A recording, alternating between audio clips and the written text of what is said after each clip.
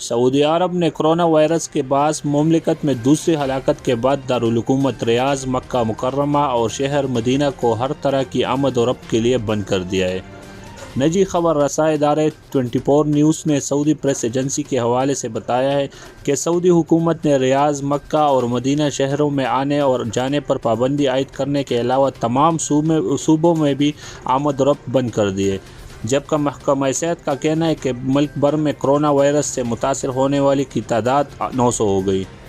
خلیجی ممالک میں سعودی عرب میں سے سب سے زیادہ کرونا وائرس کے متاثرین سامنے آئے ہیں، جس کے پیش نظر پیر کے روز ملک بھر میں 11 گھنٹوں کے لیے کرفیو نافذ کر دیا گیا تھا، جس کا آغاز شام 7 بجے سے ہونا تھا۔ تاہم وائرس کے خطرے کے پیش نظر اس میں توسیع کرتے ہوئے دورانیے میں مزید 4 گھنٹے کا اضافہ کر دیا گیا۔ سعودی پریس ایجنسی کا کہنا ہے کہ ابتدائی طور پر 3 صوبوں میں 15 گھنٹوں کے لیے کرفیو کا نافذ شاہ سلمان کی منظوری کے بعد کیا گیا، جس کا اطلاق جمعرات سے ہوگا۔ حکام نے 21 روز کے لیے کرفیو نافذ کرنے کا منصوبہ بنایا ہے اور اعلان کیا ہے کہ اس کی خلاف ورزی کرنے والوں کو 10,000 سعودی ریال جرمانہ عائد کیا جائے گا،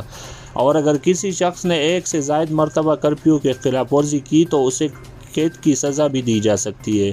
سعودی محکمہ صحت کے مطابق کرونا وائرس کے باعث مکہ کے رہائشی کی ہلاکت مملکت میں اس وبا سے ہونے والی دوسری موت ہے۔ سعودی حکومت نے کرونا وائرس کے پیش نظر سنیما گھروں، شاپنگ مالز اور ریسٹورنٹس پر پہلے ہی پابندی عائد کر رکھی ہے، جبکہ عمرہ زائرین سمیت تمام افراد کے لیے فلائٹ آپریشن بھی بند ہے۔